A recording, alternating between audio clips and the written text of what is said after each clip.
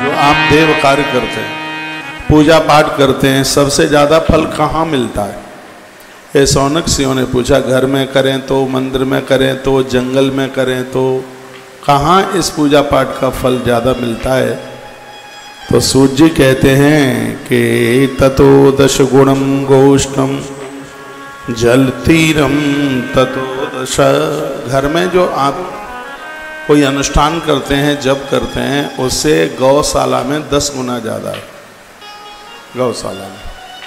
और गैया के जहाँ छाया पड़ रही है, बिल्कुल गैया के सानिध्य में ही कोई जप अनुष्ठान यज्ञ किया जा रहा है, तो उसका और 1000 गुना ज़्यादा फल है। उस गौशाला में भी कोई जल का स्रोत है, उसमें कोई सरोवर है, पानी की व्यवस्था है, वहाँ बैठ कर के किया जा रहा है। वो भी गौशाला कहीं नदी के किनारे है, तो लिखा है जल तीरे ततो दशा, तो उसका 10 गुना और ज़्यादा है। तो 1000 का 10 गुना कितना हो गया? 10,000 गुना ज़्यादा है। ततो 10 गुणम बिल्वम।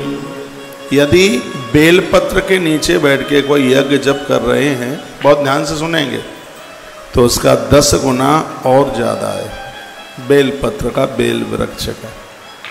ये कथा बेल वृक्ष के सानिध्य में हो रही है, तो जरूर इसका इतना गुना ज़्यादा फल है जो मैं आपको निवेदन कर रहा हूँ। तुलसी अस्वस्थमूलकम। यदि तुलसी, बट और पीपल, इन वृक्षों के नीचे बैठ के कोई यज्ञ जब किया जाता है, तो उसका और 10 गुना ज़्यादा फल है। जमीन में तो आप घर में पीपल नहीं लगा सकते, लेकिन गमले में ज़रूर लगाइए।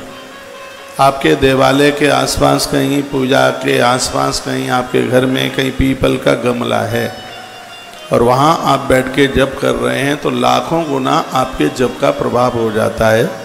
और विश्वास नहीं तो श्री शिव महापुराण का विद्येश्वर संहिता का 15 नंबर का अध्याय है, जहाँ से मैं आपको चर्चा कर रहा हूँ। तुलसी अस्वस्थमूलकम। बट, पीपल, तुलसी, बेल, गौशालाएँ, यहाँ पर जप करने की बहुत बड़ी महिमा है। ततो देवालयम विद्यां तीर्थ तीरम ततो दश। उससे भी ज़्यादा जो प्राण प्रतिष्ठित मंदिर है, देवालय है, उसके सानिध्य में कोई यज्ञ करने से, जप करने से और 10 गुना ज़्यादा फल है। तीर्थ में कोई जप तप यज्ञ किया जाता है, तो उसका और 10 गुना ज़्यादा है। तीर्थ में भी कोई नदी का किनारा है, गोविंद डिस्टर्ब हो रहा, वहाँ भी यदि कोई नदी का किनारा है, वहाँ पर कोई सदकर्म किया जाता है, तो उसका और 10 गुना ज़्यादा है।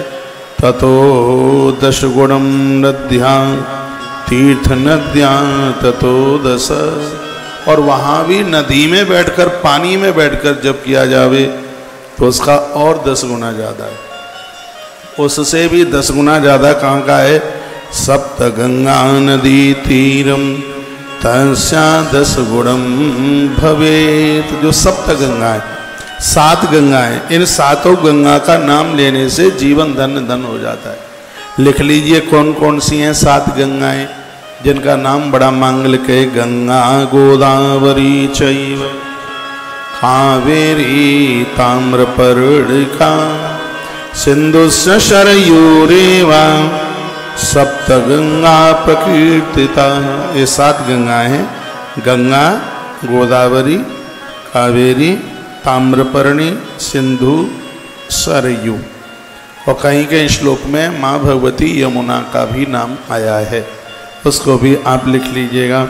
लेकिन यहाँ पर जो है वो उसका नाम है, 7 नदियों में नाम है। उसमें माँ नर्मदा भी है, 7 नदियों में। लेकिन ये मैं 7 सप्त नदियों के नाम नहीं बता रहा हूँ, ये मैं आपको सप्त गंगाओं के नाम बता रहा हूँ। तो सप्त गंगाओं में 7 नदियों में नर्मदा माँ का नाम आता है, 7 नदियों में माँ यमुना का नाम आता है। लेकिन सप्त गंगा कौन कौन सी हैं? गंगा गोदावरी। गोदावरी का नाम तो बूढ़ी गंगा है, बूढ़ी गंगा। गोदावरी जो कि नासिक में बह रही है, ये इसको वृद्ध गंगा के नाम से जाना जाता है। कावेरी को दक्षिण गंगा के नाम से जाना जाता है। गंगा गोदावरी चैव कावेरी ताम्रपर्णिका सिंधुश्च शरयूरेवा सप्त गंगा प्रकीर्तिता। ये 7 गंगा है। वर्णन तो यह किया गया कि इन 7 गंगाओं का जल, गंगा जल घर में होना चाहिए। तो कौन कौन से? गंगा, गोदावरी, कावेरी, ताम्रपर्णी, सिंधु और सरयू। इनके किनारे पर किया गया जो भी सत्कर्म, यज्ञ, पूजा पाठ जो भी कुछ है, वो सब कई कई लाखों गुना उसका प्रभाव हो जाता है। मैं कथा के पहले ही दिन आपको निवेदन किया था, जब भी आप तीर्थ में जाते हैं तो 4 चीज़ें अपने संग लेके जाएं। मैं आपको लिखा रहा हूँ क्या क्या लेके जाइए। अपना आसन लेकर के जाइए, अपना पंच पात्र लेकर के जाइए, बहुत ज़्यादा ज़रूरी है। अपनी माला झोली लेके जाइए और माथे पर लगाने के लिए चंदन रोली लेके जाइए, क्योंकि चंदन रोली लगाए बिना जप का प्रभाव नहीं है, कुछ भी पूजा का कोई भी प्रभाव नहीं है। चंदनम महत पुण्यम सर्व पाप प्रणाशनम। चंदन लगाने से सभी पाप जल जाते हैं। चंदन पानी में घोलकर भगवान को से नहलाते हैं तो गरीबी का नाश हो जाता है। चंदन का इतना बड़ा प्रभाव है। हम हिंदू सनातनी लोगों के घर में चंदन होना ही चाहिए। अष्टगंध चंदन हो, गोपी चंदन हो, चंदन का बहुत ज़्यादा प्रभाव है। मैं सब प्रमाणित बातें ही आपसे करूँगा। तो मैंने 4 चीज़ें आपको बताई हैं। जब तीर्थों में आप जाते हैं, चारों को लेके जाइए। आप हमें देखते हैं, हम बिना आसन के नहीं रहते। हम आप लोगों के घर भी आते हैं तो अपना आसन संग लेके आते हैं।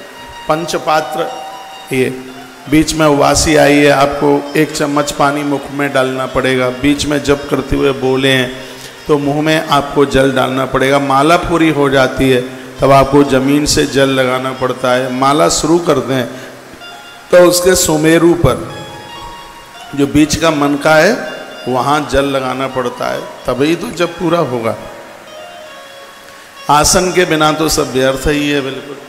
तो इन चारों चीज़ों का होना बहुत ज़्यादा जरूरी है। तीर्थ में जाते हैं, वहाँ कोई नदियाँ हैं तो नदियों के किनारे बैठ करके वहाँ जप करें।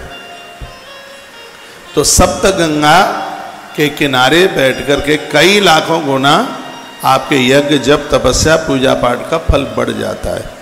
उसके बाद ततोब्दतीरम 10 च पर्वताग्रे ततो 10। किसी पहाड़ के ऊपर बैठकर आप जप करते हैं तो इस सप्त गंगा से भी 10 गुना और ज़्यादा है। आप सुन नहीं रहे हैं, फिर आरती करा दूं, क्या करूं बताएं आप?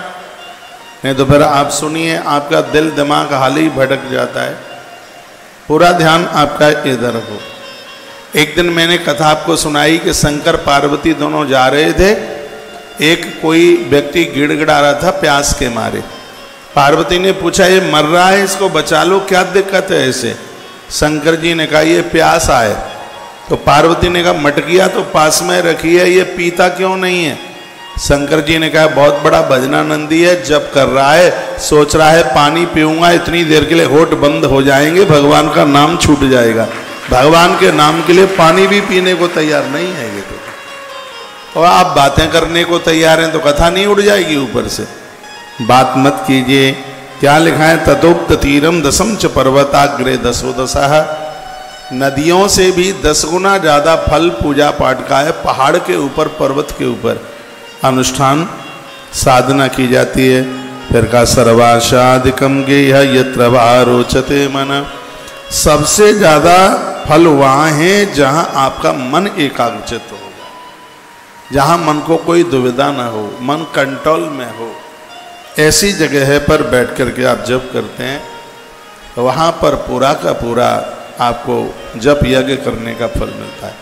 अपने मंदिर को बहुत अच्छा कीजिए, थोड़ा बड़ा सा कीजिए जिसमें आप ठीक से बैठ सकें। गंगा जल रखिएगा, फालतू की कोई फ़ोटो तस्वीरें नहीं, वहाँ जो भी कुछ हो सब भगवान के ही चित्र हों।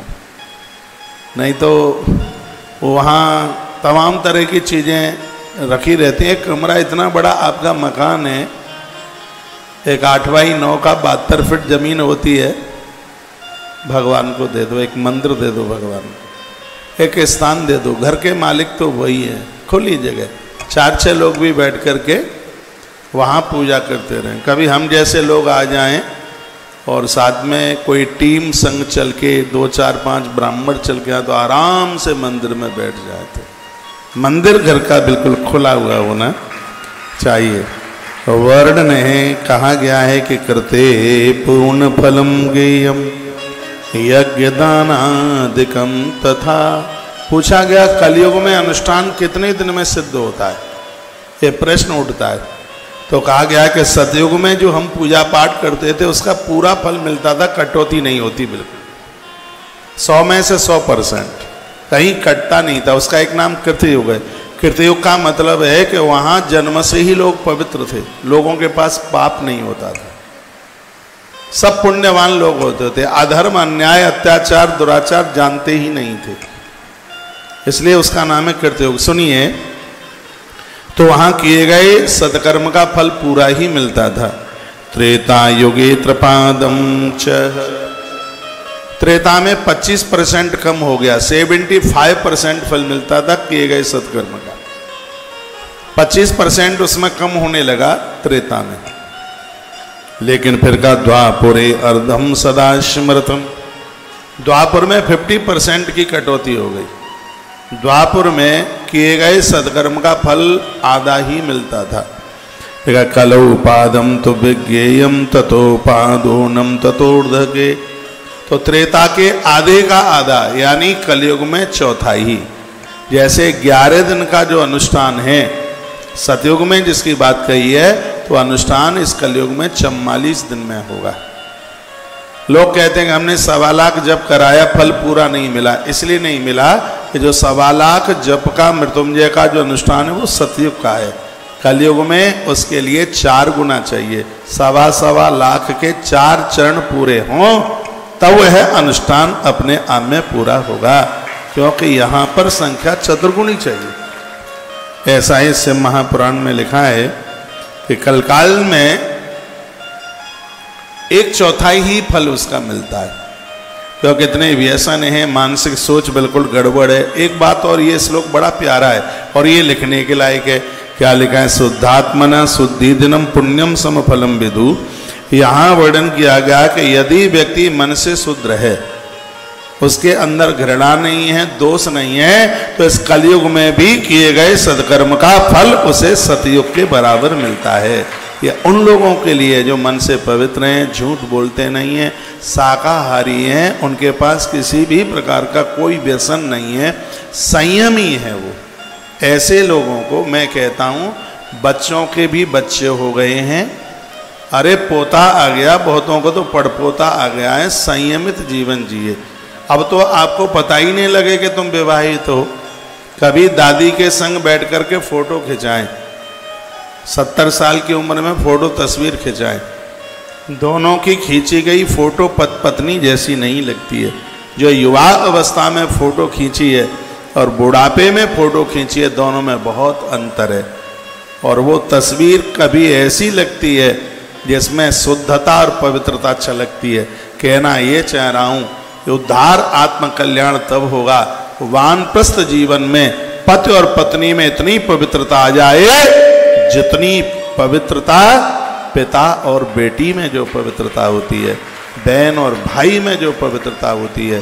तब जब तक इस वृद्धावस्था में वो पवित्रता नहीं आएगी, तब तक कल्याण नहीं है, तब तक पूजा का फल नहीं है। श्लोक बोल रहा हूँ, शुद्धात्मनः शुद्ध दिनम पुण्यम समफलम विदु। इस कलयुग में किए गए सत्कर्म का 1/4 ही फल मिलता है। लेकिन जिनका मन शुद्ध है, मन पवित्र है, किसी के प्रति द्वेष भावना नहीं है, शाकाहारी लोग हैं, कुछ गलत खाते पीते नहीं है, किसकी चुगली नहीं करते, गलत जगह पर नहीं जाते, किसी के लिए बुरा नहीं सोचते, सूत कहते हैं सौनक ऋषियों, कलयुग में भी उन लोगों को पूजा का पूरा फल मिल जाता है, सतयुग के बराबर मिलता है। एक बार बात बताओ, भाषा मेरी आपके समझ में आ रही है? पक्का? तो तालियां आप बहुत कमजोर बजाते हैं। तो यह ऐसी बड़ी अद्भुत जो बात कही गई है, यहाँ गायत्री महिमा का वर्णन किया गया है। इसमें लिखा गया है कि गायत्री का अधिकार तो सबको तो होता नहीं है ना, इसमें जनेऊ होना चाहिए, यज्ञोपवीत के बिना। वह भी ब्राह्मण गायत्री नहीं जप सकता जो जनेऊ ही नहीं, यज्ञोपवीत ही नहीं, उसको भी अधिकार नहीं है। जनेऊ के बिना वेद पढ़ने का अधिकार नहीं है। वेद माता गायत्री है, यज्ञोपवीत के बिना। हमारे यहाँ गुरुकुलों में जब तक जनेऊ नहीं हो जाता तब तक बच्चों को वेद नहीं पढ़ाया जाता। यज्ञोपवीत की जनेऊ की इतनी बड़ी महिमा है। लिखा गया चतुर्विशलिक्षितम बा गायत्र्या जप संयोता। ऐसा कोई ब्राह्मण मिल जाए जिसने 24 लाख गायत्री का जप किया है। यदि ऐसे ब्राह्मण के चरण घर में पड़ गए तो सच मानिए घर देवालय बन जाएगा, उस घर में किसी भी प्रकार का दोष नहीं रहेगा। आज के समय में मिलते नहीं है ब्राह्मण, क्या करें, बड़ा घाटा हो गया है। गायत्री से तो ऐसे भाग रहे हैं जैसे अच्छा आदमी ठेके की दुकान से भागता है। गायत्री का जप नहीं है उनके पास, गायत्री जपते नहीं है, जनेऊ हुआ नहीं है, मुंह भरा है गुटखा खा खा करके, कर कर पीक साहब कबाड़ा कर दिया है। फिर कहते हैं कि श्रद्धा नहीं है जजमान की। जजमान के बगल में ही बैठ करके उठ पटांग करोगे तो उसकी कहाँ से श्रद्धा होगी। बढ़िया सा बनिए, जजमान तो लंबे होकर तुम्हारे चरणों में गिर पड़ेगा। जब तुम उसके घर से विदाई लोगे तो पूरा परिवार ऐसे रोएगा कि ऐसे बेटी ससुराल जा रही हो तो उसके माता पिता रोते हैं, ऐसे रोएगा, उसकी आंख में ऐसे आंसू। खुरापाती करेंगे तो श्रद्धा कहाँ से बचेगी। गणेश पुराण में लिखा है कि परमात्मा 4 जगह से भोजन करता है। गरीब को जिमाओ तो भगवान उससे तृप्त होते हैं, यज्ञ में आहुति डालो तो उससे भगवान तृप्त होते हैं, गौ माता को रोटी खिलाओ तो उससे भगवान तृप्त होते हैं, और ब्राह्मण को जिमाओ तो उससे भी भगवान तृप्त होते हैं। अरे जिस मुख से भगवान भोजन करता है ऐसा मुख तो सबका पवित्र होना चाहिए, पावन होना चाहिए। आज आदमी इतना मांसाहारी बन रहा है, ये जब से कोरोना चला है तब से थोड़ा सा कंट्रोल हुआ है, तब से तो ये कोरोना, ये मांसाहार का ही तो ये परिणाम है। ये एक बात आप मुझे बताइए कि अग्नि 2 तरह की होती है, एक मरघट की अग्नि होती है और एक यज्ञ कुंड की अग्नि होती है। आप ये भी जानते हैं कि यज्ञ कुंड की जो अग्नि होती है उसके लोग परिक्रमा करते हैं, और जो मरघट की अग्नि होती है मुझे नहीं लगता कि वहाँ लोग प्रदक्षिणा परिक्रमा करने के लिए जाते हैं। तो हमें ये समझें कि हम अपने पेट में मरघट वाली अग्नि तैयार करें, शमशान घाट वाली या हवन कुंड वाली। हवन कुंड वाली तो मरघट की अग्नि वो है जहाँ मरे मरायों को फूंका जा रहा है, और यज्ञ की अग्नि वो है जहाँ आहुति डालकर भगवान को प्रसन्न किया जा रहा है। तो जो मांस भक्षण करते हैं उनके पेट में तो शमशान घाट वाली अग्नि है, तो मरे मराए लोथड़ा खा पी रहे हैं वो तो कुछ तो। प्रार्थना पूर्वक निवेदन है, शाकाहारी बनोगे तो खाया गया भोजन यज्ञ की आहुति बन जाएगा। आपके जठर में जो अग्नि है वो यज्ञ कुंड वाली अग्नि बने। ऐसी चीज़ें अपने घर में कभी भी मत बनाइए, पकाइए जिनका भोग भगवान को नहीं लगता। बदलिए, दुनिया बदल रही है, देश बदल रहा है, तो आप और हम भी बदलें, अपने खान पान का भी अब ध्यान रखें और उसका परिवर्तन करें। जो गुटखा तम्बाकू बहुत खाते हैं ये बीमारियों को देने वाला है, इसे बिल्कुल भी छोड़िए। जप कीजिए, भगवान का भजन कीजिए, चाहे आप ब्राह्मण हैं, चाहे आप तीनों वर्णों में से और किसी वर्ण के लोग हैं। शुद्धता पवित्रता तो सबको चाहिए। एक बात यहाँ मैं लिख रहा हूँ, इसमें लिखा है कि पूर्ण ब्राह्मण वही है जो गायत्री जपता है। जो गायत्री नहीं जपता वो पूर्ण ब्राह्मण है ही नहीं। ब्राह्मणस्तु भवेत पात्रम संपूर्ण फल भवति। संपूर्ण ब्राह्मण तो वही है जो गायत्री का जापक है, जो गायत्री जपता है। ग्रंथ में तो ये कहा है कि जो गायत्री नहीं जपता ऐसे ब्राह्मण का ना श्राप लगता ना वरदान लगता, दोनों में से कुछ भी नहीं लगता। ना तो उसका वरदान लगेगा और ना उसका श्राप लगेगा, दोनों में से कुछ भी नहीं मिलेगा यदि वह गायत्री नहीं जपता। गायकम त्रायते पादात गायत्री मुच्यते ऐसा, जो गिरने से बचा ले वो गायत्री है। जो पतित नहीं होने दे वो गायत्री है। क्या सुंदर बात कही गई है। सभी लोगों को गायत्री जपने का तो अधिकार नहीं है, लेकिन गायत्री जपने वाला कोई व्यक्ति किसी के घर में आ जाए तो उसे गायत्री अनुष्ठान का फल प्राप्त हो जाता है। ऐसे ब्राह्मणों की आज जरूरत है।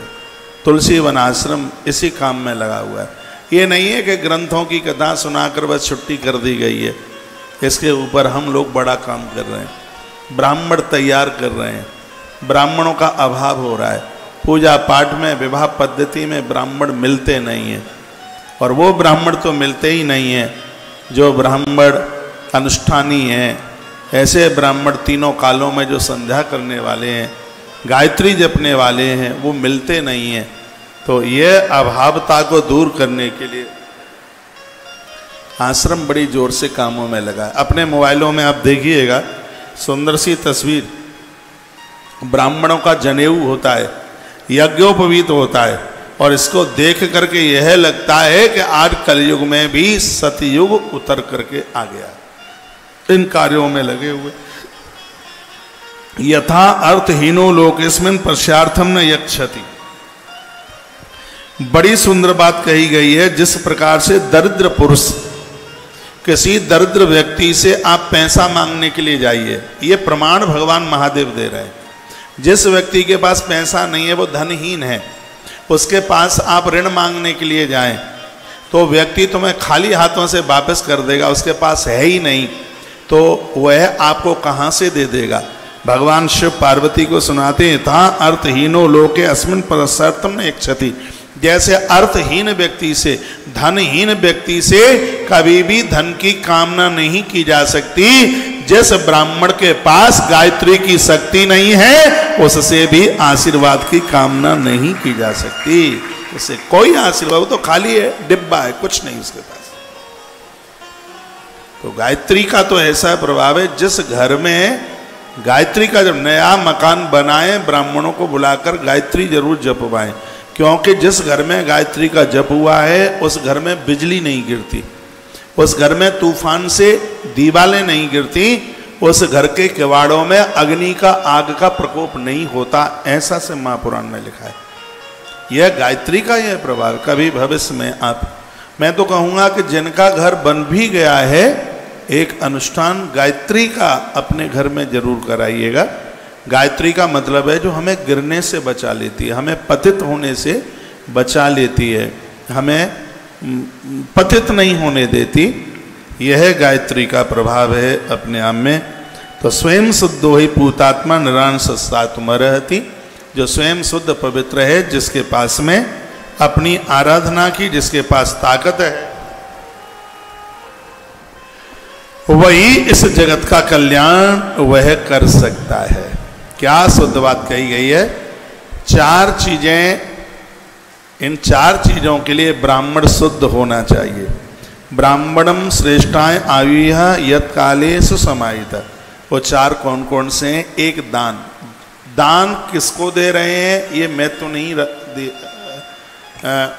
उसमें ये मैं तो नहीं है, वो जिसको दे रहे हैं वो कितना पवित्र। कल मैंने कहा सहयोग दुनिया का कर सकते हैं, लेकिन दान सिर्फ ब्राह्मण को ही दे सकते हैं। तस्मात् दाने जपे होमे पूजायाम सर्व कर्मणि। ये चार चीजें हैं। एक तो जिसको दान दे रहे हैं वो ब्राह्मण अति शुद्ध पवित्र होना चाहिए। जिससे जप करवा रहे हैं वो शुद्ध हो। होम जिससे हवन करवा रहे हैं वो शुद्ध हो। और जिससे अपने घर की पूजा करवा रहे हैं वो भी ब्राह्मण अति शुद्ध होना चाहिए, श्रेष्ठ होना चाहिए। ये गुटखा खाने वालों को, तम्बाकू खाने वालों को बिल्कुल मत बुलाओ, हम विरोध करते हैं इस बात। मेरी बात तो वो सुनेंगे तो उनको बुरा लगेगा, हो सकता है लड़ने के लिए भी आ जाए, तो मुझे कोई फर्क नहीं पड़ता उससे। तो ये नहीं होना चाहिए। क्यों होना चाहिए? ये शिव महापुराण कहता है, इसमें कहा तस्मात् दाने जपे होमे पूजायाम सर्व कर्मणि। ये आप चार कामों के लिए शुद्ध ब्राह्मण उच्यते, शुद्ध ब्राह्मण की जरूरत है, पवित्र ब्राह्मण की जरूरत है। दान के लिए, जप के लिए, हवन के लिए और घर में पूजा कराने के लिए ब्राह्मण शुद्ध ही होना चाहिए। जिसके पास पात्रता है दान लेने की, ऐसा ब्राह्मण होना चाहिए। तत्लोको भोगार्थम सर्वेशम दान मिस्यते, दान देने से धरती के सभी भोग मिल जाते हैं और मृत्यु के बाद में मोक्ष प्राप्त हो जाता है। यह दान की महिमा है। शिव भक्त से विप्रस्य दत्तम कैलासदम विदु, वर्णन किया गया है यदि भगवान का भगत है जिसको आप दान दे रहे हैं, चाहे वो विष्णु का भगत है चाहे वो शंकर जी का भगत है, तो ऐसे व्यक्ति को दान देने से क्या कमाल की बात कही गई है, कैलाश पर वास करने का फल प्राप्त हो जाता है। जैसे कैलाश यात्रा सिर्फ यात्रा ही कर लो तो इतना बड़ा पुण्य है, और जीवन भर कैलाश का वास मिल जाए तो वो कितनी बड़ी महिमा है। यहाँ उसी बात का वर्णन किया गया है। एक बार जयकारा लगाइए, बोलो भक्तु वत्सल भगवान की, श्री हनुमान जी महाराज की जय। जय जय श्री राधे, जय जय राधे, श्री राधे श्याम। कैलाश पर्वत पर वास करने से जिस फल की प्राप्ति होती है, शिव भक्त से विप्रस्य दत्तम कैलासदम विदु, कैलाश पर वास करने से जो फल प्राप्त हो जाता है, उसी प्रकार से भगवान के भक्त को दान देने से वही फल प्राप्त हो जाता है। ऐसा वर्णन किया गया है। और भी बहुत तमाम बातें बताई गई हैं। बताया जाता है कि सेवा करने वाले को जो दान दिया जाता है, आपने 1 रुपया दिया है वो चौगुने के बराबर होगा। सेवादारी है, सेवा में जो आपने किसी को दिया उसने वो सेवा में लगा दिया, अपने ऊपर उसने खर्च नहीं, उसने उसको अच्छी जगह पर लगा दिया, तो आपका दिया गया वो दान है तत्काल 4 गुना वह अपना रूप प्रकट कर लेता, 6 गुना। मैं अभिमान वाली बात नहीं कह रहा हूँ। आप यहाँ जो भी कोई दान सहयोग करते हैं, आप 1 रुपया दे रहे हैं, तत्काल वो 6 गुना है, क्योंकि 100% वो सेवा में ही लग रहा है। इसलिए जब दान दिया जाता है तो 8 बातों का ध्यान रखा जाता है, वो लिख लें आप। क्या क्या है? वर्णन किया गया है कि दान देने वाला व्यक्ति या तो उनके यहाँ जावे जिनको दे रहे हो, या उन्हें अपने यहाँ बुला ले, सम्मान पूर्वक बुलाए, अच्छी तरह से मल मल करके उनके चरण धोए, जिनको दान दिया जा रहा है उनको चरण धोए। 8 बातें बताई जा रही हैं। तीसरी बात है वस्त्र से चरण पहुँचे, वस्त्र का दान करे, गले में कोई वस्त्र पहनाए, माथे पर गंध लगाए, चंदन लगाए, घृत युक्त पदार्थों से उसको भोजन कराए, उसकी आरती उतारे, दक्षिणा दे, नमस्कार करे, और जब वो जाने लगे तो कम से कम 8 कदम अपने घर से बाहर निकल करके उसको विदा करने के लिए जावे। ये दान के अंग हैं। हाँ, ये 10 हैं, मैं 8 बोल रहा था, 10 हैं। ये 10 अंग हैं ये दान के। इस प्रकार से लिखा है दशांग अन्नम विप्रस। वर्णन किया है कि 10 ये अंग हैं। एक बार मैं फिर आपको बोल रहा हूँ, या तो खुद उनके दरवाजे पर जा कर के दे, मांगना ना पड़े उसको, सामने वाले को सम्मान पूर्वक बुलाए, अच्छी तरह से उसके चरण पखारे, तत्पश्चात उसे वस्त्र उड़ाए, माथे पर चंदन लगाए, पूजा करे, उसकी आरती उतारे, घृत युक्त वस्तुओं से उसे मीठे पुआ जरूर खिलाए। यहाँ अपूप शब्द लिखा है, खीर पुआ जरूर खिलाए उसको। तो घृत युक्त अपूप आदि पदार्थों से उसको भोजन कराए। षड रस भोजन की बात कही गई है। और उसको दक्षिणा दे, नमस्कार प्रणाम करे। जब वह जाने लगे तो कम से कम 8 कदम उसके संग चल करके उसको विदा करके आवे। ऐसा दानी, ऐसा दान दाता बहुत लंबे समय के लिए सूक्ष्म रूप से भगवान के चरणों में वास करता है। ऐसे दानियों का बहुत बड़ा अभाव है। वर्णन है जो रविवार के दिन दान करते हैं वो निरोगी रहते हैं, उन्हें कभी रोग नहीं होता। ऐसा 29 नंबर के श्लोक में लिखा है, अध्याय नंबर 15 श्लोक नंबर 29 लिखा है, अर्कवारे तथा आरोग्यम 100 वर्षम समुष्णते। जो रविवार के दिन दान करता है वो 100 साल धरती पर जिंदगी जी के जाता है, रोगों से निवृत्ति होती है। सोमवारादिवारेषु तदम बार गुणम फलम सोमवार के दिन भी दान कुछ कोई करता है तो उसका भी यही फल है। ये शिव महापुराण बड़ा अद्भुत है। कथाएं आप सुनते ही रहते हैं, भागवत सुनते रहते हैं, राम कथा सुनते रहते हैं, लेकिन जो शिव महापुराण में एक जो जीवन जीने की जो पद्धति बताई है वो बड़ी अद्भुत है, बहुत ज़्यादा अद्भुत है।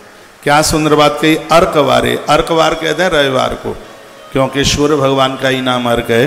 अर्कवारे तथा आरोग्यम शतवर्षम समस्मते, जो रविवार के दिन दान करता है वो निरोगी होकर 100 साल जीवन जीता है, उसकी अपमृत्यु नहीं होती, उसकी अकाल मृत्यु नहीं होती। ढूंढ लो श्लोक, मिल गया। हाँ 100। आहा क्या अद्भुत बात कही गई है। इस धरती पर ऐसा जीवन जी करके जाता। सोमवार आदिवारेषु तदत बार गुणम बलम अन्नदान विज्ञम भूलोकम पर जन्मनी। और जब वो इस धरती पर आकर के जन्म लेता है तो भैया अद्भुत परिवारों में, घरों में उसका जन्म होता है। 7 बारों में इसी प्रकार से। इसमें तो कहा गया है यदि आपसे बन जाए तो हर दिन कुछ ही समय के लिए 10-10 ब्राह्मणों को भोजन कराइएगा। इसको दशांग अन्न के नाम से जाना जाता है। 10 ब्राह्मणों को भोजन कराने की बहुत बड़ी महिमा। यदि 1 वर्ष तक ऐसा कुछ कर लिया है तो आनंद ही आनंद हो जाएगा। 31 श्लोक में 31 नंबर के श्लोक में ऐसा कहा कि अन्नम दत्ता सतम सर्वमारोग्यादिक में सुनते। 100 साल तक वह व्यक्ति किसी भी प्रकार से रोग से ग्रसित नहीं होगा। तो इस प्रकार से ये दान की बात कही गई है। बताया गया कि शिव बुद्धि से वृद्धों को दान करना चाहिए, और जिन्हें बुद्धि चाहने की इच्छा है वह कन्याओं को, बेटियों को जरूर जिमाए, उन्हें कुछ दक्षिणा दे। बेटियों को जिमाने से, भोजन कराने से बुद्धि बढ़ती है। 37 नंबर के श्लोक में ऐसा लिखा है, भारतीय बुद्धिया बुद्ध कामे नरोत्तमई। भारतीय यानी सरस्वती, सरस्वती की कृपा जो चाहते हैं उन्हें बेटियों को जिमाना चाहिए। लक्ष्मी बुद्धिया युवा स्त्रीषु, जिनको धन चाहिए वह युवा नारी को भोजन कराए। और फिर वर्णन किया गया है वृद्धासु पार्वती बुद्धिया दे आत्मात विरजनई, जो वृद्ध माताओं को भोजन कराते हैं उनकी मौत नहीं बिगड़ती, कभी मृत्यु के समय पर कभी कष्ट नहीं होता। इसलिए मैं आग्रह पूर्वक निवेदन करूंगा घर में वृद्धों का बहुत ध्यान रखा करें। एक बार ये मैं फिर कह रहा हूँ, श्लोक बोल करके बात कह रहा हूँ। वृद्धासु पार्वती बुद्धिया, घर में जो वृद्ध हैं उनके प्रति माता पार्वती की बुद्धि रखिए, उसे साक्षात जगदम्बा भगवती पार्वती समझिए। और जिनके घर में वृद्धाओं का आदर होता है, उन बूढ़ी माताओं को समझा जाता है, समझ लेना कि मृत्यु के समय पर पांव में कांटा लगे इतना भी कष्ट नहीं होगा। युवा नारी का आदर करने पर लक्ष्मी बढ़ती है, बेटियों का आदर करने पर विद्या बढ़ती है। इसलिए कन्याओं का कभी अपमान मत किया करो।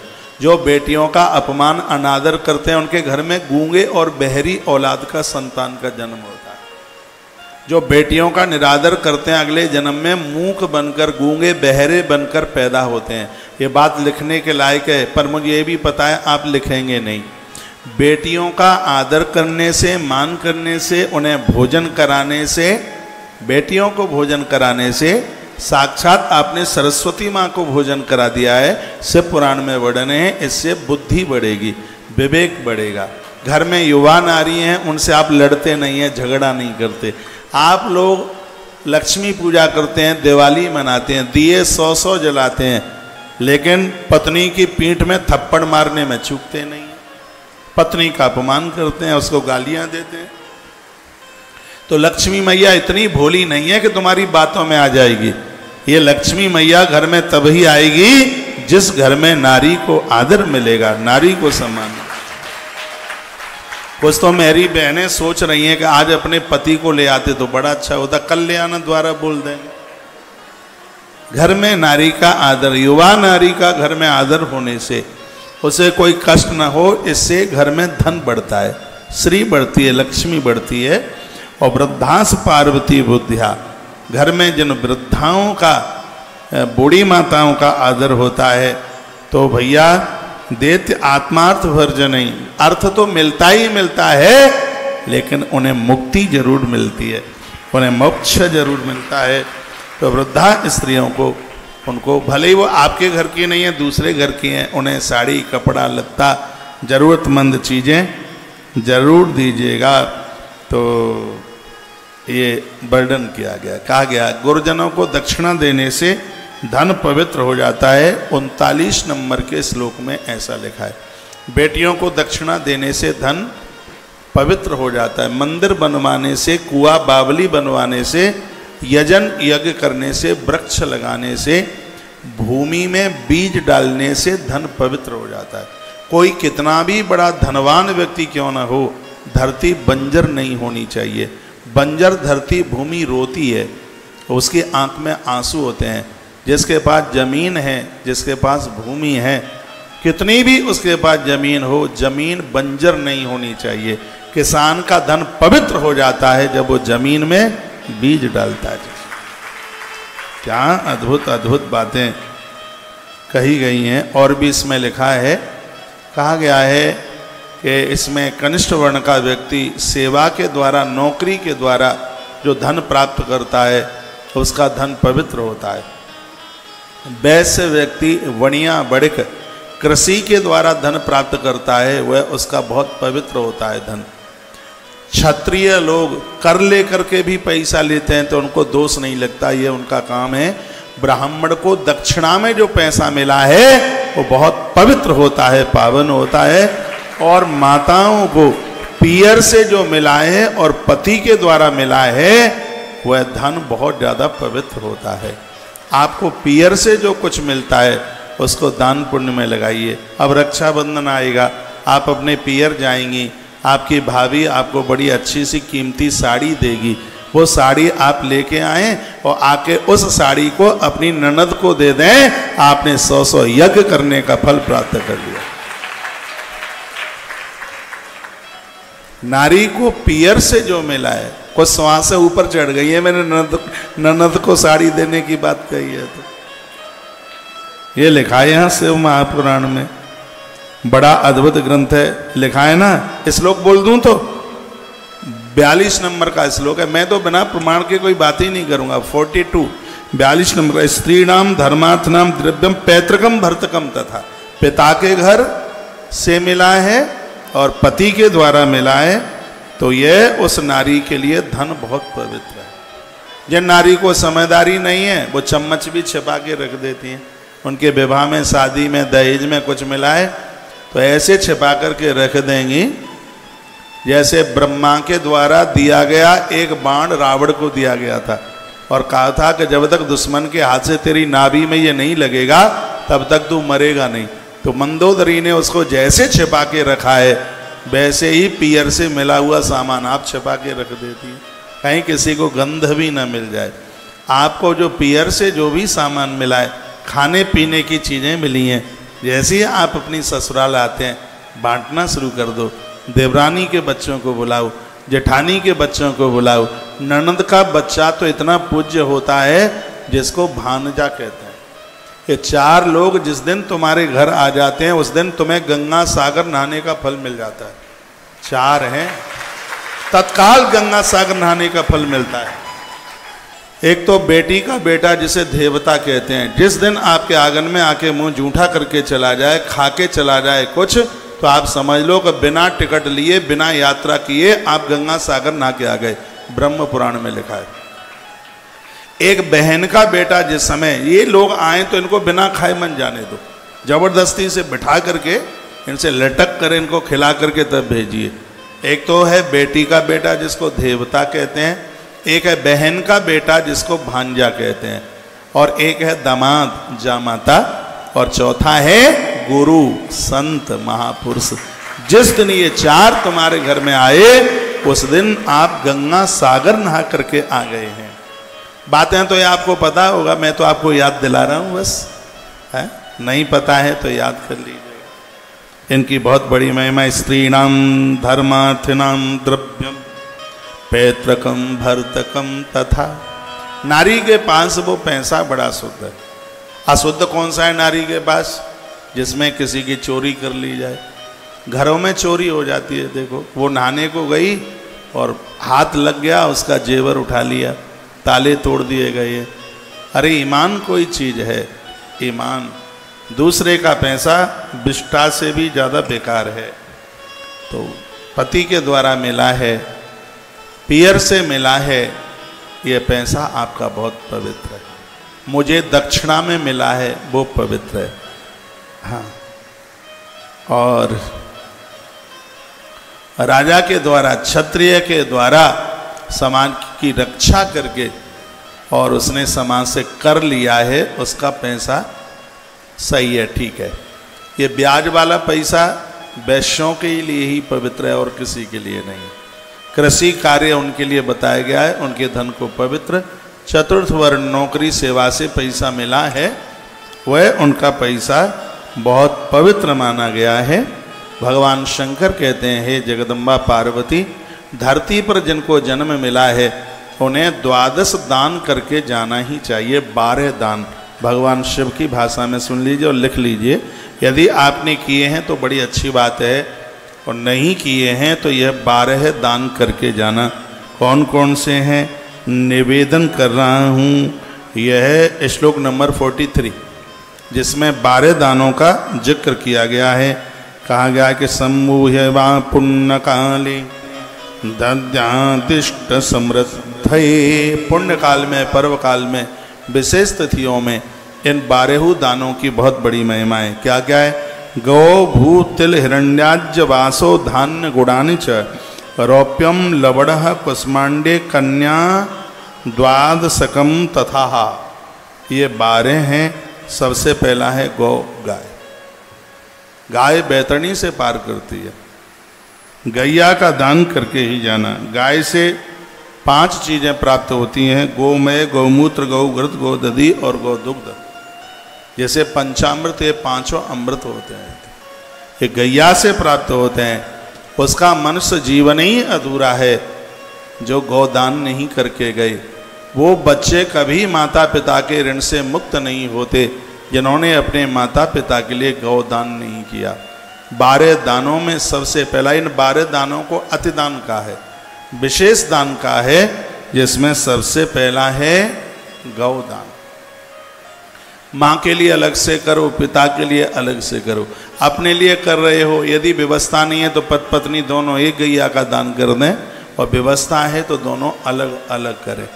एकादशी पति पत्नी ने दोनों ने की है तो ग्रंथ तो यही कहता है कि उसके उद्यापन की व्यवस्था दोनों की अलग अलग होती है, नहीं कि एक ही में हाथ लगा ले। उस उद्यापन में ऐसा बिल्कुल भी नहीं होता। तो गैया का दान इस धरती पर एक विशेष दानों में से दान है। और दूसरा है भूदान। भूदान यानी धरती का दान। यह भी बड़े दानों में से, विशेष दानों में से भूदान। भगवान करे ये मौका आप सबको मिले।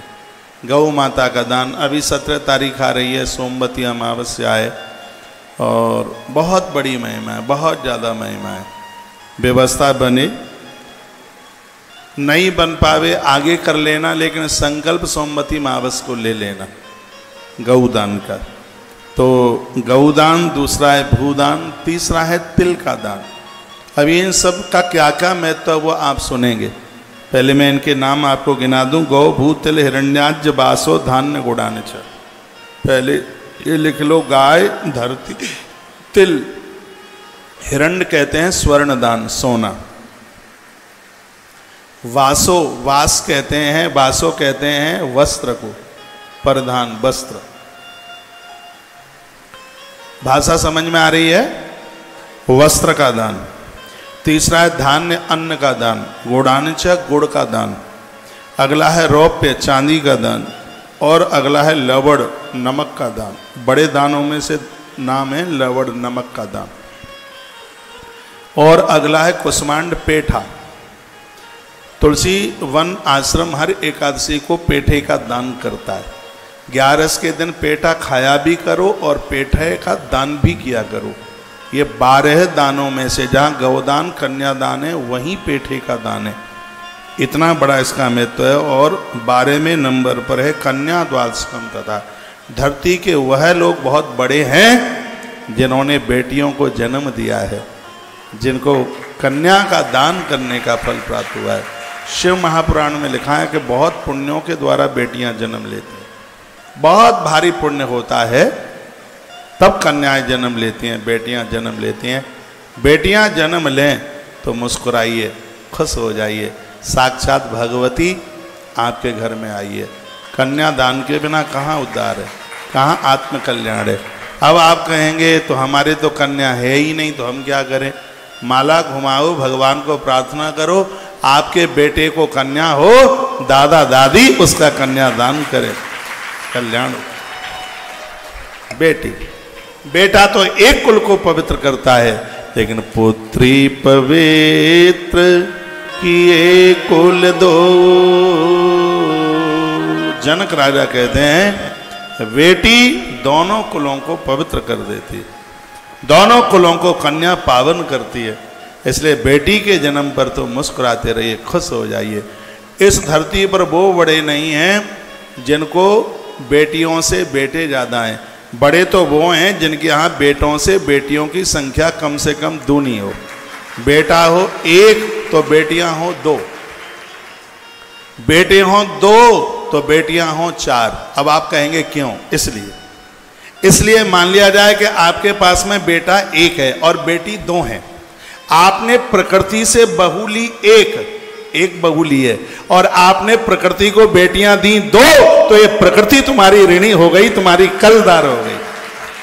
और मान लिया जाए कि किसी को बेटे हैं चार और बेटी है एक, तो उसने प्रकृति को दिया एक गुना और प्रकृति से लिया है चार गुना, तो आप प्रकृति के ऋणी हो गए हैं, आप प्रकृति के कर्जदार हो गए हैं। यदि आपके यहाँ बेटों से ज्यादा बेटियों की संख्या है, अपने भाग्य की सराहना करना, आप बहुत बड़े पुण्यात्मा हैं। ये तभी संभव हो सकता है। एक कथा आती है श्रीमद् भागवत जी में कि एक महात्मा हुए, महात्मा करदम, उनके घर में 9 बेटियां हो गईं और 9 बेटियों के बाद में उनको एक बेटा आया जिसका नाम है भगवान कपिल। तो जब 9 बेटियां हुई और एक बेटा हुआ तो महात्मा करदम की आंखें भर आईं। अपनी पत्नी को कहने लगे, देवहूति को, देवी इस धरती पर मैं कितना बड़भागी हूँ, कितना भाग्यशाली हूँ, इतना बड़भागी हूँ कि मेरे यहाँ कन्याएं 9 आई हैं। मैं इस प्रकृति को 9 बेटियां दूंगा, ये प्रकृति मेरी ऋणी हो जाएगी, कर्जदार हो जाएगी। और बेटियों के प्रति जिनकी इतनी श्रद्धा होती है, उन्हीं के यहाँ तो भगवान कपिल चल करके आते हैं।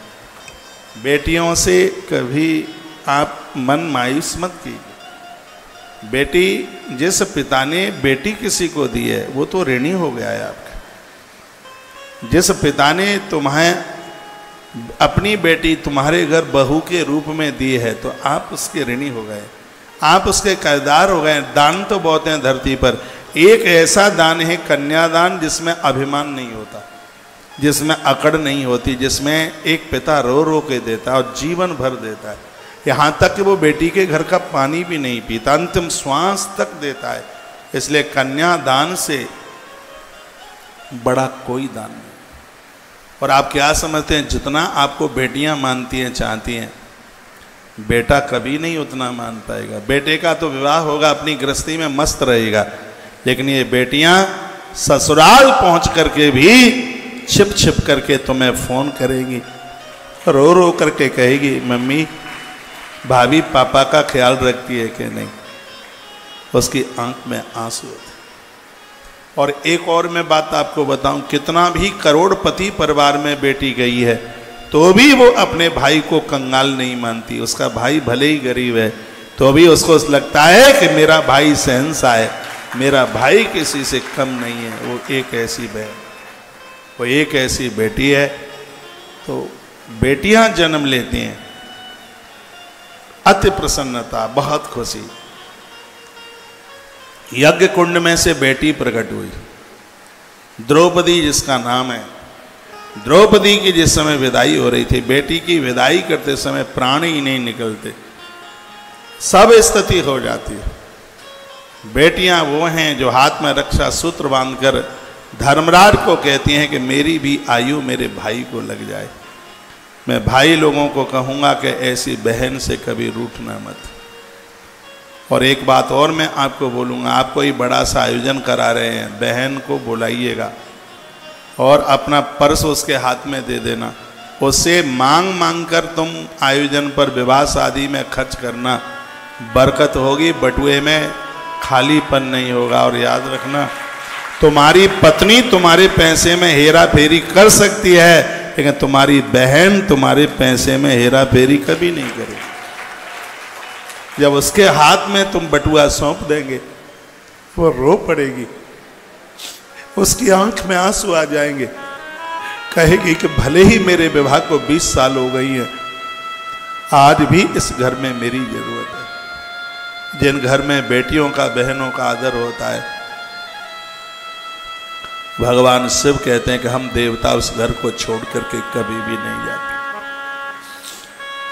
दूसरे की बेटियां आपके घर में बहू बन करके आई हैं, उनका आदर करना, उनका मान करना। मैंने तो एक ऐसी बहन को देखा है जिसकी बेटी की शादी थी, भैया रूठ गया था, छत पर चढ़कर, बड़ी शादी, छत पर चढ़कर के उस दिशा में देख रही है जिधर से उसके पियर से उसका भाई आने वाला है। संध्या का सूर्यास्त हो गया है, खड़ी खड़ी रो रही है। विवाह की सब तैयारियां हो रही हैं, लेकिन उसको अच्छा नहीं लग रहा, क्योंकि उसको उसका भाई नहीं दिख रहा। इतने में आंगन में खड़ी हुई ननद ने कहा, भाभी तुम्हारा भैया आ गया है। छत से दौड़ी, सीढ़ी चूक गई, गिर गई, घुटना फूट गया, तो भी तकलीफ का एहसास नहीं हुआ। आंगन में आकर जब गला भर करके अपने भाई से मिली है, महादेव रो पड़े आकाश में, देवताओं की आंख में आंसू आ गए। जो भाई और बहन का जो स्नेह है, बाप और बिटिया का जो स्नेह, आहा, शब्दों में उसको बांधा नहीं जा सकता। प्रार्थना पूर्वक मैं कहना चाहूँगा, बेटियों को खूब लाड करो। ये 20-22 साल की मेहमान है तुम्हारे घर की, पता नहीं सामने वाला घर कैसा उन्हें मिलेगा। यहाँ तो पिता कभी ऊंचे स्वर से उसे बोला भी नहीं है, सामने वाले परिवार में जाकर वो कैसे अपने आप को एडजस्ट कर लेती हैं, कैसे समझौता कर लेती हैं। एक बार मुझे रायपुर में किसी ने पूछा था, पत्रकार लोग पूछे कि इस धरती का सबसे बड़ा सन्यासी कौन है? मैंने कहा बेटियां। ससुराल जाकर जिनका गोत्र भी बदल जाता है, कितना त्याग है उनके पास, कितना समर्पण। द्रौपदी की विदाई हुई, पंक्तियां कुछ गाई गई, देखिए ये सिर्फ द्रौपदी की ही विदाई नहीं है, ये समाज की हर बेटी की विदाई है। ये पंक्तियां बोल करके मैं कहना चाहता हूँ, बेटियों को खूब स्नेह करो, बेटियों को खूब लाड करो। 12 दानों में प्रमुख दान है कन्यादान, बेटी का दान। धरती के ऋण से वह लोग मुक्त हो जाते हैं जिन्होंने बेटियों को जन्म दे करके बेटियों का कन्यादान किया है। बेटियों के जन्म पर खुशी होनी चाहिए। दुर्भाग्य है, बेटे का जन्मदिन होता है, बहुत लुटा देते हो, बेटी का जन्मदिन कब निकल जाता है पता भी नहीं लगता। क्या ऐसा दुर्व्यवहार रखते हो? क्या ऐसा पक्षपात रखते हो? अरे जिस दिन कन्या का जन्म, उसकी तिथि होवे, हर्ष होना चाहिए, उल्लास होना चाहिए। मुझे बड़ा अच्छा लगा, कल महाराष्ट्र से मेरे पास एक मैसेज था, तो कल मैं नहीं बोल पाया, कल थोड़ा ऐसा ही चक्कर सा पड़ गया था। बहन कमल शीतले, तुम्हारी बिटिया साक्षी शीतले का जन्मदिन था। वैसे मैंने फ़ोन पर बेटियों के जन्मदिन पर तो मैं शुभकामनाएं भेजता ही हूँ। एक बार के लिए बेटा भले ही छूट जाए, लेकिन बेटियों के लिए शुभकामनाएं मेरी व्यासपीठ से जाती ही है। मैं बेटियों से कभी पाम नहीं छुपाता, बेटियों के प्रति मेरी बहुत श्रद्धा है। इनका आशीर्वाद है मेरे ऊपर, उनके आशीर्वाद से हम ठीक से जीवन जी पा रहे हैं। आइए 2 पंक्तियां मेरे साथ गुनगुना लीजिए। बेटी चली पराए देश। आपके घर में बेटी है, सयानी हो रही है, विवाह के लायक हो रही है, जिस दिन ये जाएगी घर सूना हो जाएगा, दीवालें खाने के लिए दौड़ेंगे। ये जब घर में होती है तो ऐसा लगता है कि त्रिलोकी का साम्राज्य घर में विराजित है। बेटे को डांट लगा देते हो, बाहर भागता है, बेटी को कुछ कह भी दोगे तो अंदर कमरे में बैठ करके रो लेगी। बेटा तुमसे 4 दिन बात नहीं करता, बेटी तुमसे बोले बिना 4 घंटे भी नहीं रह सकती। यही तो दोनों में एक अंतर है। इन बेटियों को लाड करो, इन बेटियों को दुलार करो। बेटी चली पराए देश, बेटी चली पराए देश, बेटी चली पराए देश। पंख लगा कर उड़े चली, पंख लगा कर उड़े चली, घर चिड़िया का भेष, बेटी चली पराए देश, बेटी चली पराए देश। सुनिया हो ताकती महल अटारी द्वारा,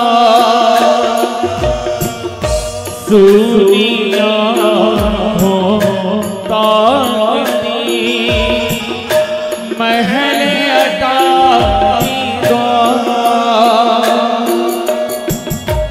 आज पिघल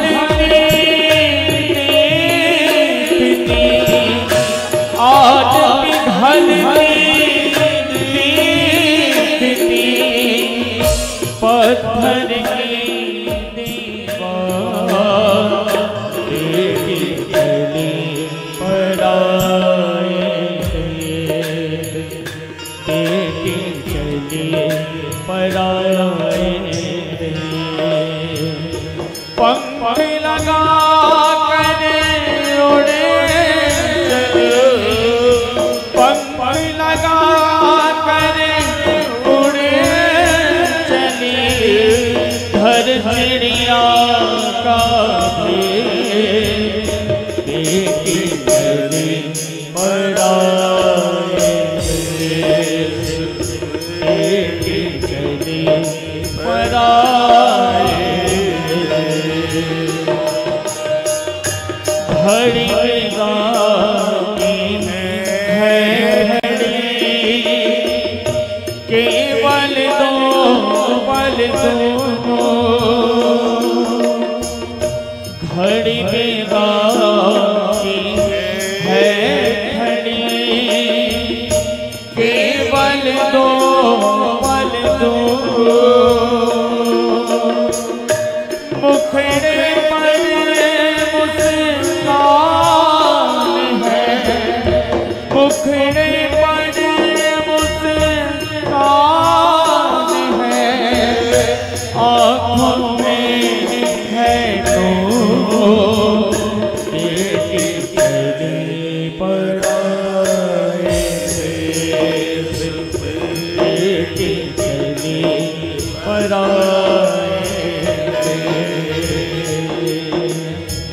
पंख लगा कर उड़े चली, पंख लगा कर उड़े चली, घर चिड़िया का भेष, बेटी चली पराए देश, बेटी चली पराए देश।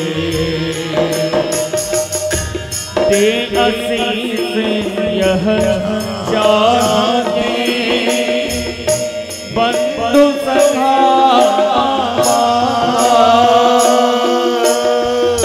दे असीस यह जाने बंधु सखा।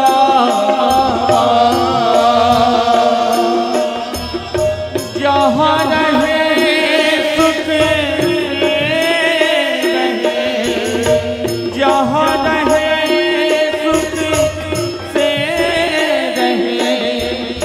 रहे दूर सदा, बेटी चली पराए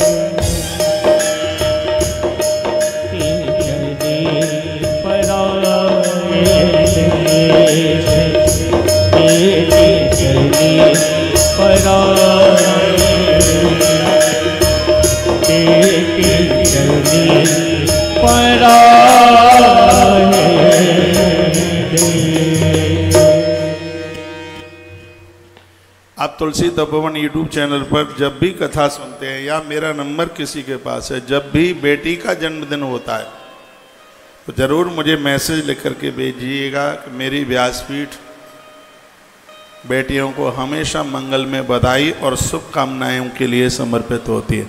बहन कमला यदुवंशी, आपका मैसेज आया, बिटिया साक्षी यदुवंशी के जन्मदिन पर बहुत बहुत मंगल में बधाई और शुभकामनाएं भी। बेटी को आप भी आशीर्वाद दीजिएगा।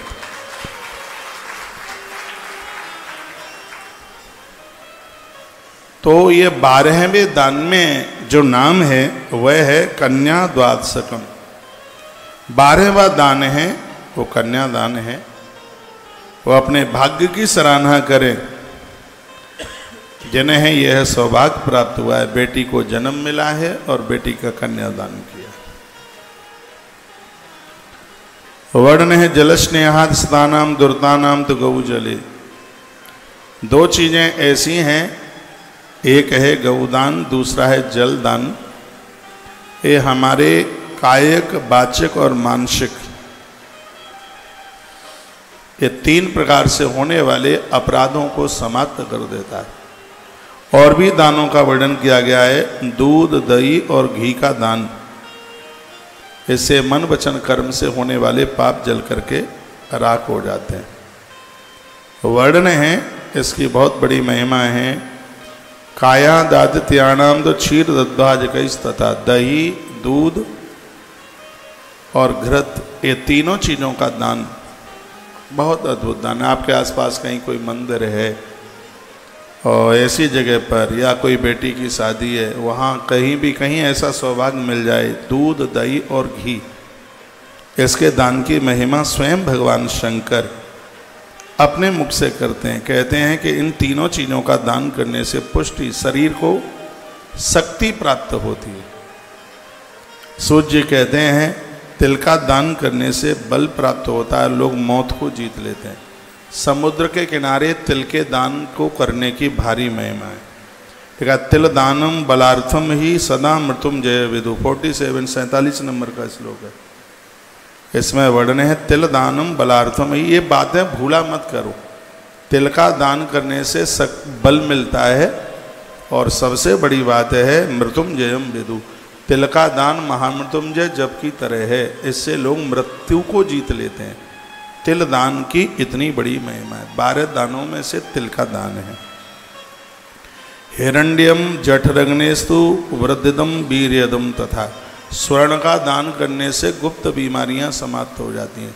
जिनका पेट खराब होता है, जिसके जठर में अग्नि नहीं जलती, पेट संबंधी तमाम बीमारियां हैं वो समाप्त हो जाती हैं। इसका इतना बड़ा प्रभाव है। तत्पश्चात फिर कहा वस्त्रा आयुष कर्म विदु। वस्त्र का दान करने से उम्र बढ़ती है, आयुष बढ़ता है। धान्य अन्नम समृद्ध्यर्थम। अन्न का दान करने से सामर्थ्य बढ़ता है। और मधुराहार दम गुड़म। गुड़ का दान करने से दुश्मन भी आपके अपने हो जाते हैं। रौप्यम रेतो विवृद्ध्यर्थम षड्सार्थम तुलावड़म। चांदी का दान। और यह दूसरा है नमक का दान। यह भी रौप्य दान करने से 7वीं धातु बढ़ती है। ऐसा कोई पुरुष जो संतान को जन्म देने में असमर्थ है। कभी कभी नारी को बड़ा नीचा देखना पड़ता है।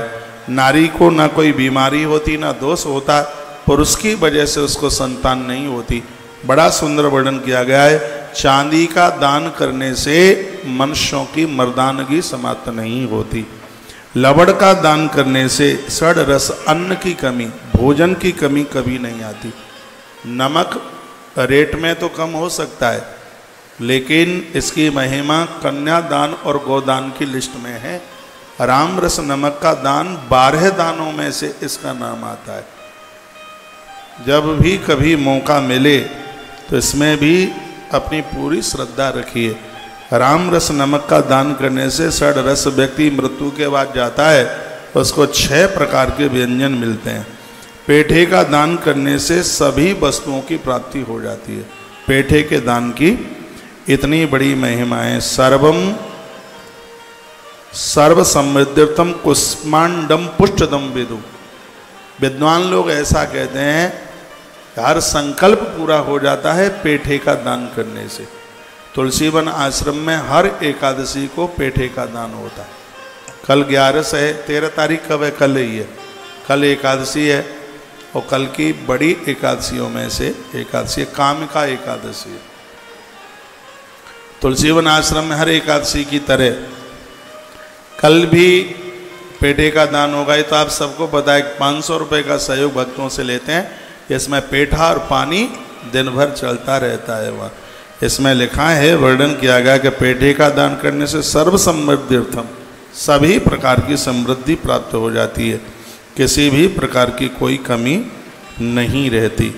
आम और कैंथ और कदली फल, कदली कहते हैं केला, केले का दान करने से, औषधि का दान करने से, उड़द की दाल, मूंग की दाल और सब्जी और काली मिर्च और सरसों, इन चीज़ों का दान करने से इसमें लिखा हुआ है कि बुद्धि की वृद्धि होती है। जिनके बच्चे पढ़ने लिखने में कमज़ोर हैं, खूब ट्यूशन पर पैसा खर्च करते हैं, मटर गश्ती करते हैं, पढ़ाई में उनका मन नहीं लगता, बुद्धि का विकास नहीं होता, तो इसमें भगवान शिव बड़ा सुंदर सा कहते हैं, मरीचि सर्वपद्यानाम साकोपकरणम तथा यदर्थो यत्फलम सिद्धम तद्देयमयि विपश्चिता।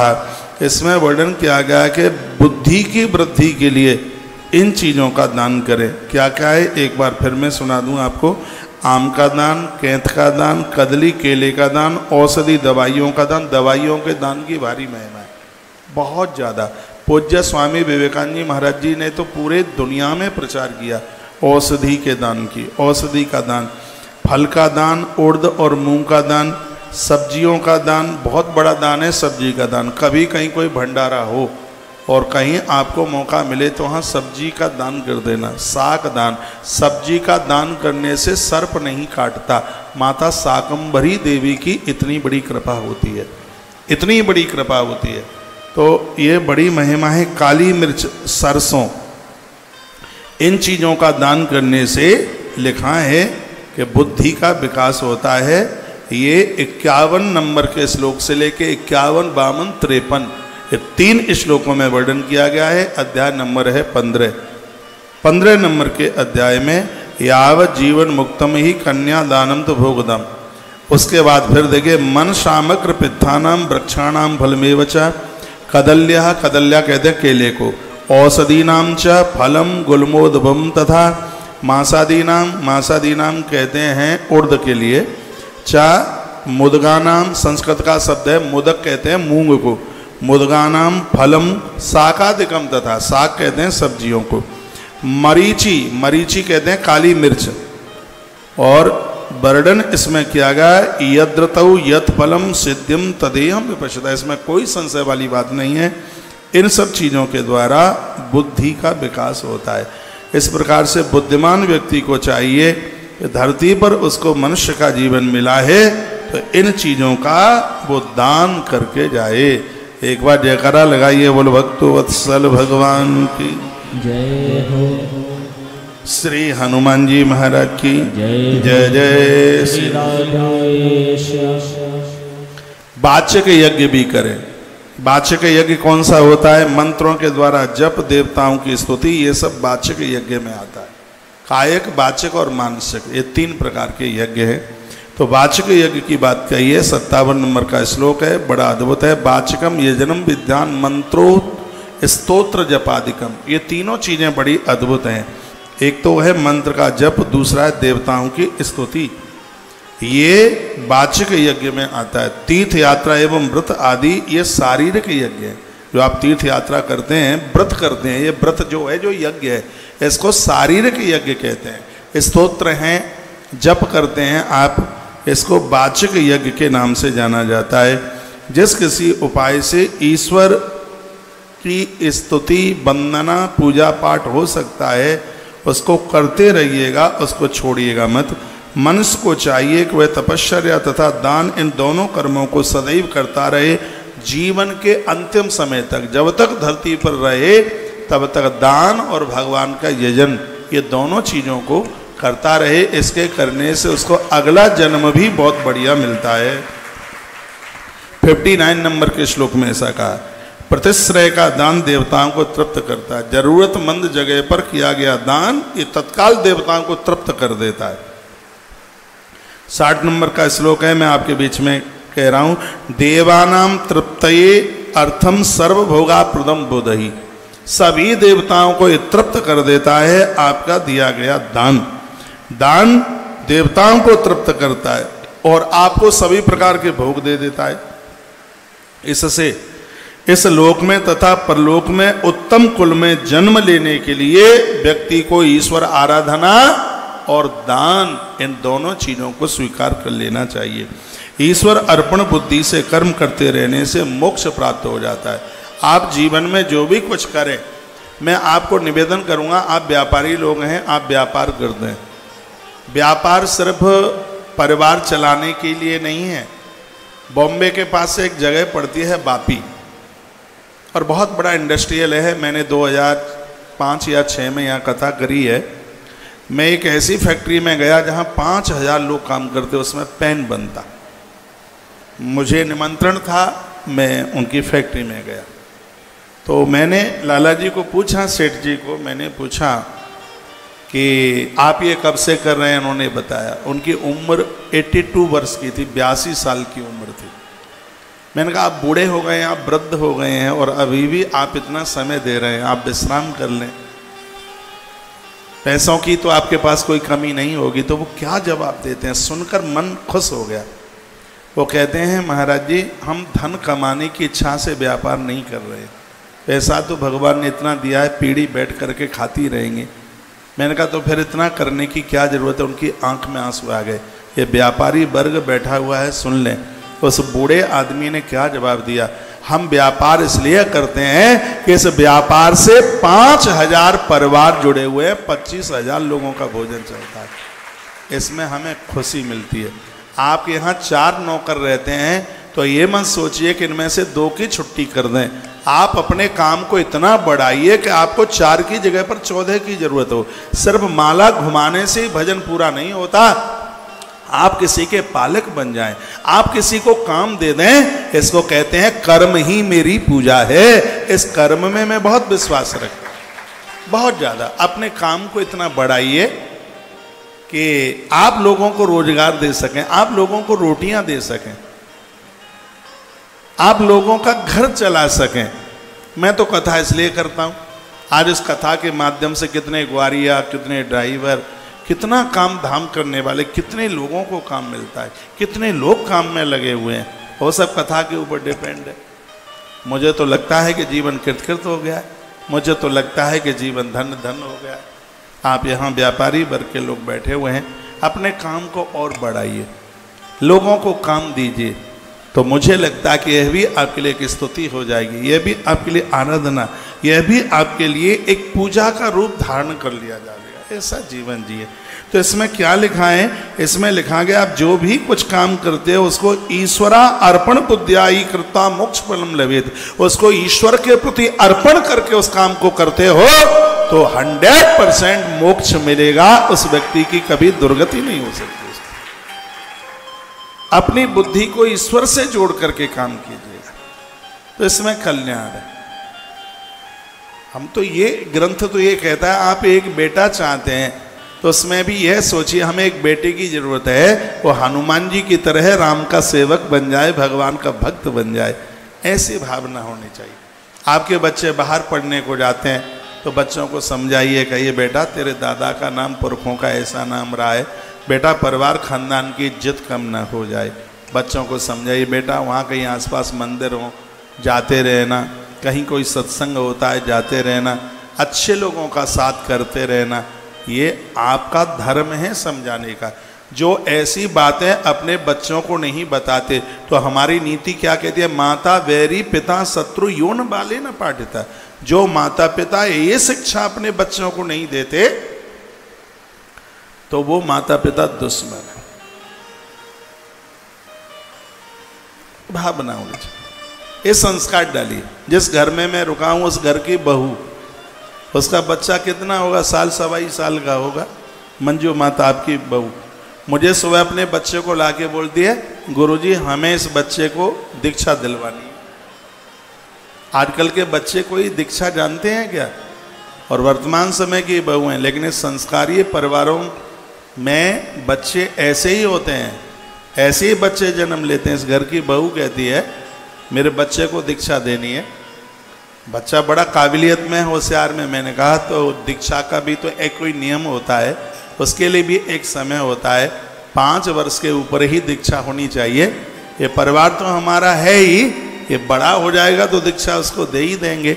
ये बात मैं कह रहा हूँ, ये भावना, ये बच्चों के अंदर ये संस्कार आप नहीं डालेंगे तो उनको ये पता कैसे लगेगा? आप संस्कार डालेंगे, आपकी बेटी ससुराल जाएगी, उसको बैकुंठ बना देगी। आपने संस्कार नहीं डाले तो ससुराल में तीसरे दिन थैला उठाकर तुम्हारी छाती पे बैठ जाएगी आगे। ये संस्कार आपको डालने पड़ेंगे और आज इन संस्कारों की कमी हो रही है। आपके बच्चे बाहर पढ़ने को जा रहे हैं, चाहे बेटी है चाहे बेटा है, आप न सिखाएंगे तो कौन सिखाएगा? ये जवाबदारी आपकी है। और इस श्लोक को, नीति के इस श्लोक को भूलना मत। माता बैरी पिता शत्रु योन बाले न पाठता। आपने तो पढ़ाई का मतलब ये समझ लिया कि कॉलेज में एडमिशन करा दिया, छुट्टी हो गई। नहीं, आप पाठता शब्द, आपको बैठकर संस्कार देने पड़ेंगे, समझाना पड़ेगा, बताना पड़ेगा। यदि आपने नहीं दिया है, नहीं किया है, तो आप उस औलाद के ही दुश्मन नहीं, आप संपूर्ण प्रकृति के दुश्मन हैं, संपूर्ण प्रकृति के दुश्मन। एक बात मैं आपको कहूं, गांधारी की आंख पर यदि पट्टी ना होती तो महाभारत का युद्ध नहीं होता। ये भगवान व्यास ने ये बात कही थी। और जब इस संसार में मोह की पट्टियां बांध करके बैठ जाते हो तो बच्चे खुरापाती हो जाते हैं, अपराधी हो जाते हैं, अन्यायी हो जाते हैं। इसलिए मोह की पट्टी को दूर फेंक करके गांधारी मत बनिए, कुंती बनिए। जिस दिन कुंती बन जाओगे, तुम्हारे बेटे के जीवन के रथ में द्वारकाधीश बैठ जाएगा आकर के। कुंती बनिए गांधारी ने। कथाएं बड़ी अद्भुत हैं। आइए चैप्टर आगे मैं बढ़ा रहा हूं। ये श्लोक मुझे बहुत अच्छा लगा है और 60 नंबर का श्लोक है। ईश्वरः अर्पण बुद्ध्या ही कृत्वा मोक्ष फलम लभेत। इस संसार में ईश्वर के प्रति अर्पण करने वाला, कर्म करने वाला व्यक्ति ही मोक्ष को प्राप्त होता है। संसार में फंसिए मत, रहिए संसार में। बुद्धि को भगवान के साथ जोड़ करके रखिए। जो भी कार्य किया जा रहा है ईश्वर अर्पण, वो भगवत निमित्त होना चाहिए। फिर देखिए कैसे कल्याण होता है, आनंद होता है। ये संसार के लिए आप रो रहे हो, गा रहे हो जिस दुनिया के लिए, भैया ज़्यादा से ज़्यादा ये सब लोग मरघट तक जाएंगे। ऐसी बड़ी बड़ी मौतें हो गई, लोग 4 दिन ही रो करके रह गए, सबके सिस्टम काम सब चल पड़े।